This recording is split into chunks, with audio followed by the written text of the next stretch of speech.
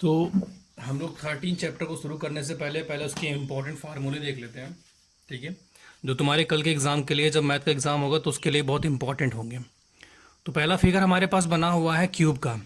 अब क्यूब में क्या होता है, जो लेंथ होती है, जो ब्रेथ होती है और जो हाइट होती है, तीनों चीज़ें सेम ही होती हैं। क्या होती है? सेम ही होती हैं, इसीलिए उसको क्यूब कहते हैं। ठीक। अब अगर उसकी हम सी एस ए की बात करते हैं या एल एस ए की बात करते हैं, सी एस ए का मतलब surface area, L S A का मतलब लेटरल सरफेस एरिया, दोनों सेम ही होते हैं। उसका फार्मूला होता है 4a²। जब हम L S A, T S ए और सी एस ए की बात करेंगे तो स्क्वायर में ही रहेगा। जब वैल्यूम आता है तो हमारे पास में यूनिट का क्यूब हो जाता है।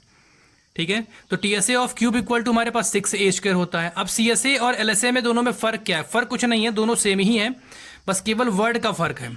यहाँ सी है, यहाँ एल है।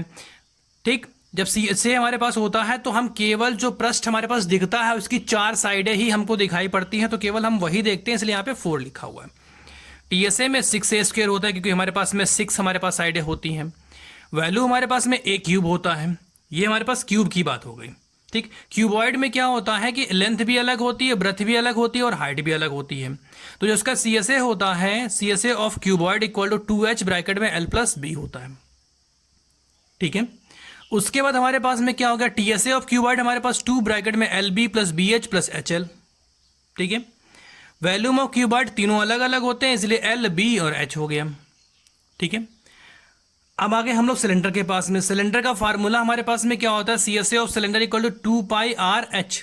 ठीक है, ये h होती है और ये रेडियस होती है। ठीक है, तो फार्मूले बेस्ड भी क्वेश्चन आ सकते हैं। T S A of cylinder equal to होता है 2πh प्लस आर। अब इसमें टी एस ए में क्या हो गया? ये तो सेम यही था, बस इसका हमारे पास पेरीमीटर और इसका पेरीमीटर, इसका पेरीमीटर हमारे पास में क्या हो गया? 2πr हो गया। पेरीमीटर हमारे पास में 2πr हो गया, तो उसको हमने उसमें और ऐड करा दिया है, तो वो हमारे पास में ये हो गया। अब उसके बाद हमारे पास volume of cylinder equal to πr² होता है। क्या होता है? πr² और ये h, πr² h होता है। फार्मूले इंपॉर्टेंट जो याद होने चाहिए। अब केवल सिलेंडर के बाद में सिलेंडर हो गया, एक होलो सिलेंडर होता है। होलो का मतलब खोखला, जैसे पानी वाला पाइप होता है वो खोखला होता है। ठीक है, इसके अंदर से पानी निकलता है, तो उसमें क्या होता है? हमारे पास में 2 रेडियस होती है, एक इनर होती है और एक आउटर होती है। ठीक है, इनर की बात कर लें, जो अंदर वाली रेडियस ये इनर है, और जो ये बाहर वाली रेडियस होगी यहां से लेकर के यहां तक, ये आउटर वाली होगी। तो फार्मूला हमारे पास C S A of hollow cylinder equal to 2πh bracket में r1 माइनस r2 हो जाता है। T S A of hollow cylinder equal to 2πr1 plus r2 minus r1 plus h हमारे पास होता है। ठीक है, ये फार्मूले याद करने पड़ेंगे। Volume of hollow cylinder equal to होता है πh और ब्रैकेट में r² माइनस r2²। ये क्यों हो गया? क्योंकि फार्मूला यही है, बट 2 रेडियस हमारे पास हो गए, तो r1² और r2² हो गया हमारे पास में।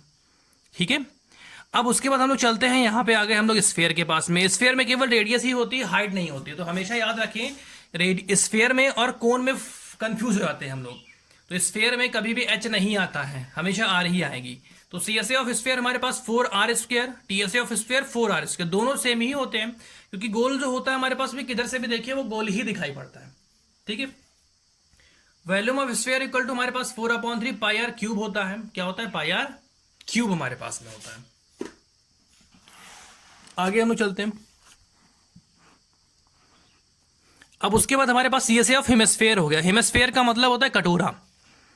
ठीक है, आधा हमारे पास में है, इसलिए हमारे पास हेमिस्फीयर, हमारे पास में हेमिस्फीयर का सी एस ए हमारे पास 2r² हो जाएगा। अब T S A of hemisphere 3r² होता है। यहां पे इसको याद रखना पड़ेगा, क्योंकि ये होता है 3r², ये होता है 2r²। 3r क्यों हो जाता है हमारे पास में? ये तो रहते ही ऊपर वाले का भी सरफेस एरिया का हमारे पास में जो एरिया होता है वो भी आकर के इसमें ऐड हो जाता है, इसलिए 3πr² हो जाता है। Volume of hemisphere equal to 2/3 πr³ है। ये 2/3 क्यों? क्योंकि ये कटोरा हमारे पास में पूरा स्फीयर था, उसको आधा किया, तो ये भी आधा करना पड़ेगा। 4/3 था, और जब इसको आधा करेंगे तो 2 आएगा नीचे, 2 से काट दिया तो 2/3 हो गया है, इसीलिए 2/3 किया गया। अब ये हमारे पास कोण आ गया है, इसको हम कहते हैं स्लैंट हाइट। क्या कहते हैं इसको? Slant height. ये हाइट है और ये रेडियस है। जब स्लैंट हाइट निकालना होता है तो रूट के अंदर r² प्लस h² हो जाता है, r² plus h²। C S A of cone हमारे पास πrl होता है, तो हमेशा जब भी सी एस ए ऑफ कोण पूछेगा तो पहले तुमको l निकालना पड़ेगा, अगर वहां पे नहीं दिया गया है तो। अगर दिया गया तो कोई बात नहीं है। ठीक है, तो हम निकालते हैं। उसके बाद हमारे पास T S A of cone हमारे पास πr ब्रैकेट में l प्लस r होता है। ठीक है, volume of cone 1/3 pi R square H होता है। अगर कभी ऐसा हो जाए कि तुम्हारे पास में एल दिया हो और आर एच दिया हो और आर निकालना हो तो आर इक्वल टू होता है फार्मूला रूट के अंदर L square minus H square, और एच निकालना हो तो L square minus R square हो जाता है। अब तुम्हारे पास जो चैप्टर आ रहा है प्रोबेबिलिटी, उसका एक ही फार्मूला होता है number of outcomes upon total outcomes. ठीक है, नंबर ऑफ आउटकम। मान लो उसने बोला कि एक पासा है पासे में 6 ही नंबर होते हैं, 1 2 3 4 5 6। अगर हम बात करते हैं इवन की तो 3 इवन नंबर होते हैं और 3 ही ऑड नंबर होते हैं। अगर उसने बोला प्रोबेबिलिटी ऑफ इवन नंबर तो इवन 3 है, तो नंबर ऑफ आउटकम कितने इवन है वो ऊपर हो गए, टोटल नंबर टोटल आउटकम्स कितने में आ रहा है तो 6 में आ रहा है, तो 6 नीचे हो गया, तो 3/6 काटेंगे तो 1/2 आएगा। तो एक ही फार्मूला होता है, ये हम लोगों ने पढ़ा भी था क्लास 8 में।